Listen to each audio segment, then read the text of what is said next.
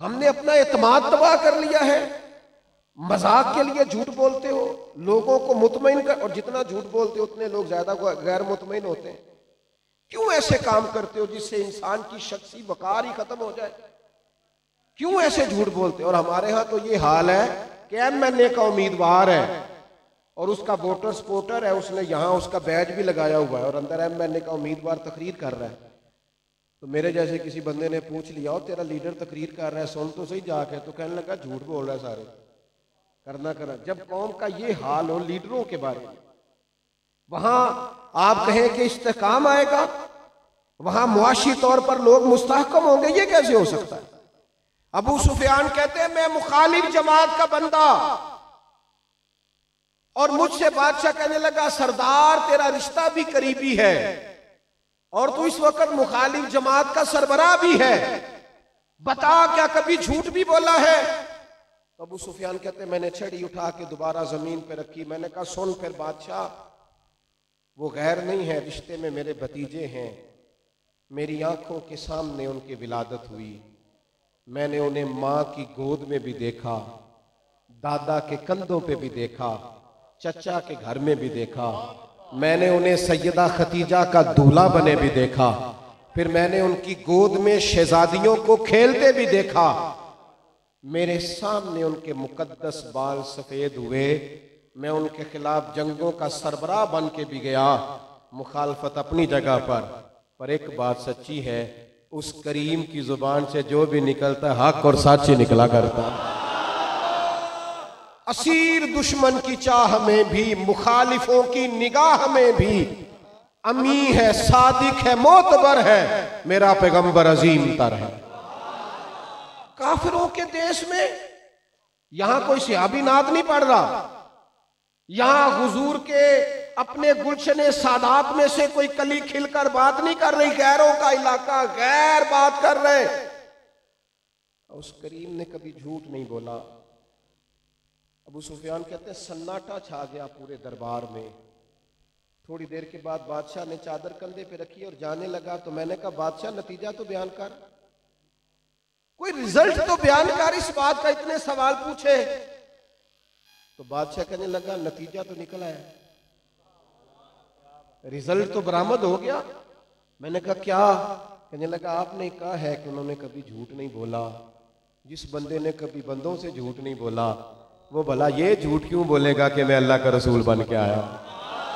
नतीजा निकल आया। बात अपनी जिंदगी में ना कोई तो यार हम वकार बनाए ना, कोई तो वकार बनाए, किसी जगह तो सच्चे हो, कोई तो मामला ऐसा हो जिसमें हम कहें कि बस भाई तय कर लिया, सवेरे कोई फैसला, दोपहर कोई फैसला, शाम को, इस तरह कौमें आगे जाती हैं। नबी पाक से जो हमारा रिश्ता है उस रिश्ते को मजबूत करो, अपनी जिंदगी में ठहराव लाओ, इस्तेहकाम पैदा करो। हम तो सूफिया की जमात हैं, हमारे बुजुर्गों ने हमें दीन बताया नहीं, उन्होंने तो बैत करके सीने से लगा के दीन रूहों तक उतारा है। वो तो रूहों तक उतार गए। अपनी जिंदगी में कुछ मुस्बत तब्दीलियां पैदा करें। मैंने 1000 दफा कहा है, फिर कहता हूं, कुछ ना करो, 2 काम करो, एक जुबान को सच का आदी करो, एक घर में रिस्क हमेशा हलाल लेके आओ। पेट के अंदर आपके पेट में एक वक्त में 6 रोटियां जा ही नहीं सकती, आप 100 खा ही नहीं सकते। अल्लाह ने लिमिटेड बनाया, 2 से ज्यादा रोटियां बंदा खा सकता, तो मुसीबत किस बात की पड़ी हुई है? 2 बंदे बुजदिल होते हैं, कद जितना मर्जी ऊंचा हो, जुस्सा जितना मर्जी, 2 लोग बुजदिल होते हैं, कभी ताकतवर नहीं। एक जो हराम खाता है, एक जिसकी नजर नापाक रहती है। 2 बंदे बुजदिल होते हैं कि मत समझे मैं कोई कारनामा करूंगा, जिंदगी में जा ही नहीं सकते। इस्तेहकाम पैदा करो अपनी तबीयत में, ठहराव पैदा। और ये बात छोड़ दो कि मैं किसी गांव का रहने वाला हूं, मैं किसी फलां जगह का।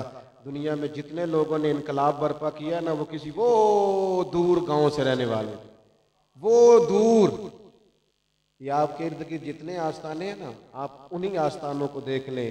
हजरत सुल्तान बाहू आज भी वहां से जीटी रोड नहीं गुजरता, लेकिन देख लें पूरी दुनिया जानती है ना, बाबा फरीद का मज़ार अभी भी किसी मेन रोड के ऊपर नहीं है। अलीपुर सैयदा को आलमी तौर पर दुनिया जानती है, लेकिन बस जिन्होंने बैठ के काम करना था उन्होंने काम, आपने काम करना है। पहुंचाया तो मेरा रब करीम करता है, वो पहुंचा देता है। मैं अकेला ही चला था जानिबे मंजिल, मगर फिर लोग मिलते ही गए और कारवां बनता गया। अपनी जिंदगी में हुजूर से रिश्ते को मजबूत करो। नबी पाक अलैहिस्सलाम ने जो हमें समझाया है उस पर कारबंद रहो। आप ये दाएं बाएं जिंदगी गुजारोगे, हो सकता है माल आ जाए, हो सकता है शोहरत भी हो जाए, हो सकता है कहीं किसी ओहदे पर भी बिठा दी। हमारे मुल्क में वैसे भी ओहदे ज्यादा हैं, यानी इजाजत होती है, 100 मुशीर भी रखा जा सकता है। और हो सकता है वो जिसको मुशीर बनाया उसकी कभी मुलाकात भी ना हुई हो, जिसका वो मुशीर है। ओहदे, इन चीज़ों से थोड़ा सा ज़ाहिरी कद ऊंचा होता है, इन चीज़ों से इस्तेहकाम कल्बी नसीब नहीं होता, इंशराह सदर नहीं मिलता, ठहराव नहीं आता। जो लोग पीछे बैठे होते हैं ना, छुपे हुए होते हैं, वो वज़ादार होते हैं। वो जो जहाँ बैठे होते हैं रब की रज़ा पे राज़ी होते हैं, वो मुतमईन होते हैं, इन्हें टेंशन कोई नहीं होती। वह ठीक है जहाँ हम बैठे हैं वहाँ बिल्कुल मुतमईन है। उठ बुलिया चल उथे वसीए, जिथे वसदे सारे अन्ने, ना कोई साड़ी जात पछाणे ना कोई सानू मन्ने। अपनी ज़िंदगी के अंदर हुजूर से अपने रिश्ते की मजबूती करें। नबी पाक अलैहिस्सलातु सलाम के साथ उम्मत के रिश्ते की जो नज़ाकत है उसको हमने पेश नज़र रखना है। तो नबी पाक अलैहिस्सलातु सलाम का जिस तरह का हुक्म हमें मुयस्सर आए। फिर एक और बात भी बरसबील तज़किरा नीचे करेगी, तवज्जो करें बात, इधर देखो। हमारे यहाँ ना लोगों ने सुन्नत शरीयत ये भी समझ ली है कि शायद 4-5 सुन्नतें हैं हुजूर की, वही हमारे लिए हुक्म है, उसी पर हमने अमल करना है। मसलन पूछा जाए फलां आदमी कैसा है तो कहते हैं सुन्नत शरीयत का पाबंद है। क्या पाबंद है? दाढ़ी शरीफ रखी हुई है, इमामा बांधता है, बिल्कुल ठीक है। ये अजीम सुन्नतें हैं रसूल पाक की, अजीम। और ये फितरी सुन्नतें हैं। आप देखें कि अल्लाह ताला ने मर्द को दाढ़ी दी नहीं, अल्लाह ताला औरत को दाढ़ी दी नहीं, अल्लाह ने मर्द को दाढ़ी दी है। और फिर आप जितनी मर्जी बड़ी दाढ़ी शरीफ रख लें, इसका कोई वजन ही नहीं होता। ये फितरी बात है, ये वजूद का हिस्सा है। अल्लाह तबारक व तआला ने इस अजीम सुन्नत में बड़ी बरकत रखी है। ये बड़ा खैर व बरकत वाला मामला है। ले आएंगे माशाअल्लाह।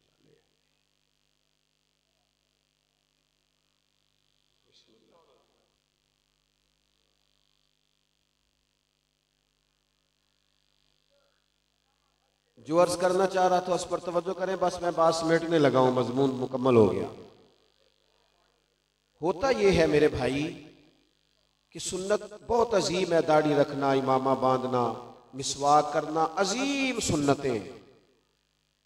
लेकिन यही 4-5 चीजें नबी पाक का उसवा हसना नहीं, बल्कि हुजूर की जिस अदा से लोग सबसे पहले वाकिफ हुए थे ना, और जिससे सबसे पहले लोगों को हुजूर का तारुफ हुआ था, वो सुन्नत भला कौन सी है?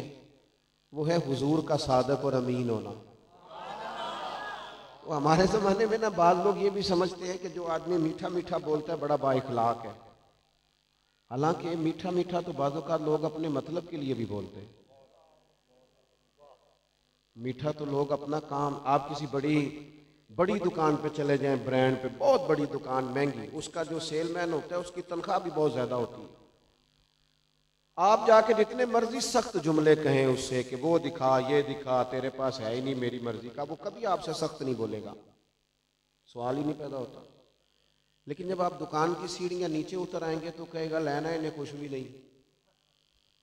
अब ये जो उसने आपके सामने मीठा लहजा इख्तियार किया, ये उसका इखलाक नहीं, ये उसकी ट्रेनिंग है।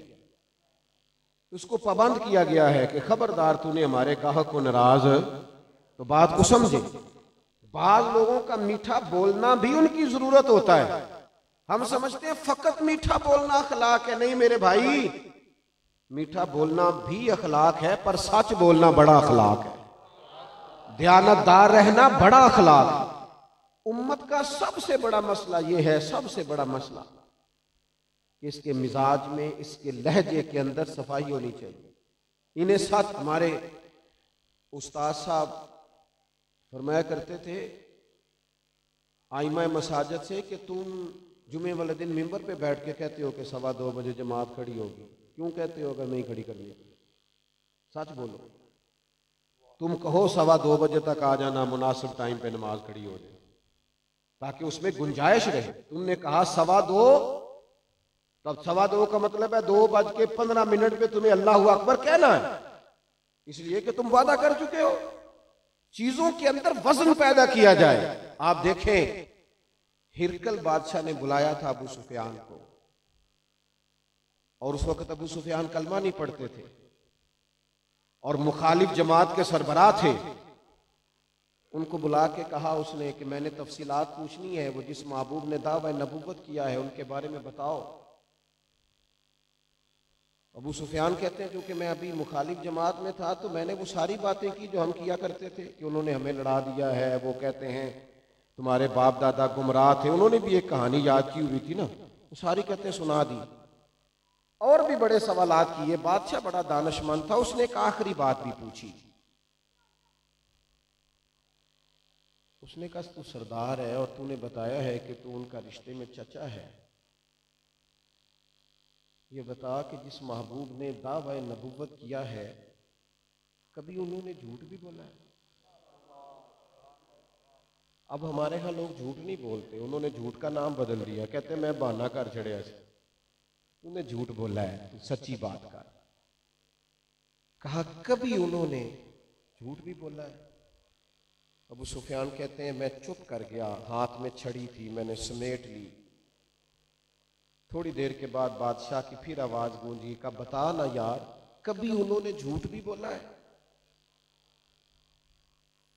अबू सुफियान कहते हैं एक लम्हे के लिए मैंने कहा कह दो कि माज अल्लाह बोला है। फिर मैंने सोचा ये अरब की वज़ादारी के खिलाफ है, और फिर मैंने ये कहा कि यार अगर मैं कोई और बात करूं, माज अल्लाह जादूगर है, शायर है, तो शायद कोई सोचे और हुजूर ने झूठ बोला, ये तो मानेगा ही कोई नहीं। कहने लगे मैं सोच रहा था, अपने आप से बातें कर रहा था, फैसला करना चाह रहा था। बादशाह तीसरी दफा बोला सरदार बताते क्यों नहीं? नौजवानों इधर देखना मेरी तरफ। अगर बीवी भी शौहर से ये कहे कि तू थोड़ा खर्चा दे दिया कर, वो तू एक जोड़ा ले दिया कर, मेरे साथ सच तो बोला कर। तू लाहौर जाता है तो लाहौर का बता के जाया कर। और जिसकी माँ उससे कहे कि पुत्र ना इतनी डींगे इतनी बढ़ के ना मारा कर, सच बोला कर। हमने अपना एतमाद तबाह कर लिया है, मजाक के लिए झूठ बोलते हो, लोगों को मुतमईन कर, और जितना झूठ बोलते हो उतने लोग ज्यादा गैर मुतमईन होते हैं। क्यों ऐसे काम करते हो जिससे इंसान की शख्सी वकार ही खत्म हो जाए? क्यों ऐसे झूठ बोलते हो? और हमारे यहाँ तो ये हाल है कि MNA का उम्मीदवार है और उसका वोटर सपोर्टर है, उसने यहाँ उसका बैज भी लगाया हुआ है और अंदर MNA का उम्मीदवार तकरीर कर रहा है। तो मेरे जैसे किसी बंदे ने पूछ लिया और तेरा लीडर तकरीर कर रहा है, सुन तो सही जाके, तो कहने लगा झूठ बोल रहा है, सारे करना। जब कौम का ये हाल हो लीडरों के बारे में, वहां आप कहें कि इस्तेकाम आएगा, वहां मुआशी तौर पर लोग मुस्तहकम होंगे, ये कैसे हो सकता है? अबू सुफियान कहते हैं मैं मुखालिफ जमात का बंदा, और मुझसे बादशाह कहने लगा सरदार तेरा रिश्ता भी करीबी है और तू इस वक्त मुखालिफ जमात का सरबराह भी है, बता क्या कभी झूठ भी बोला है? अबू सुफियान कहते मैंने छड़ी उठा के दोबारा जमीन पे रखी। मैंने कहा सुन फिर बादशाह, वो गैर नहीं है, रिश्ते में मेरे भतीजे हैं, मेरी आंखों के सामने उनकी विलादत हुई, मैंने उन्हें माँ की गोद में भी देखा, दादा के कंधों पे भी देखा, चचा के घर में भी देखा, मैंने उन्हें सैयदा खतीजा का दूल्हा बने भी देखा, फिर मैंने उनकी गोद में शहजादियों को खेलते भी देखा, मेरे सामने उनके मुकद्दस बाल सफेद हुए, मैं उनके खिलाफ जंगों का सरबराह बन के भी गया। मुखालफत अपनी जगह पर एक बात सच्ची है, उस करीम की जुबान से जो भी निकलता है हक और सच ही निकला करता। असीर दुश्मन की चाह में भी, मुखालिफों की निगाह में भी अमी है, सादिक है, मोतबर है, मेरा पैगंबर अजीम तर है। काफिरों के देश में यहां कोई सहाबी नात नहीं पढ़ रहा, यहां हुजूर के अपने गुलशन सादात में से कोई कली खिलकर बात नहीं कर रही, गैरों का इलाका, गैर बात कर रहे। उस करीम ने कभी झूठ नहीं बोला। अबू सुफियान कहते हैं सन्नाटा छा गया पूरे दरबार में। थोड़ी देर के बाद बादशाह ने चादर कंधे पे रखी और जाने लगा। तो मैंने कहा बादशाह नतीजा तो बयान कर, कोई रिजल्ट तो बयान कर, इस बात का इतने सवाल पूछे। तो बादशाह कहने लगा नतीजा तो निकल आया, रिजल्ट तो बरामद हो गया। मैंने कहा क्या? कहने लगा आपने कहा है कि उन्होंने कभी झूठ नहीं बोला। जिस बंदे ने कभी बंदों से झूठ नहीं बोला वो भला ये झूठ क्यों बोलेगा कि मैं अल्लाह का रसूल बन के आया। नतीजा निकल आया। बात अपनी जिंदगी में ना कोई तो यार हम वकार बनाए ना, कोई तो वकार बनाए, किसी जगह तो सच्चे हो, कोई तो मामला ऐसा हो जिसमें हम कहें कि बस भाई तय कर लिया, सवेरे कोई फैसला, दोपहर कोई फैसला, शाम को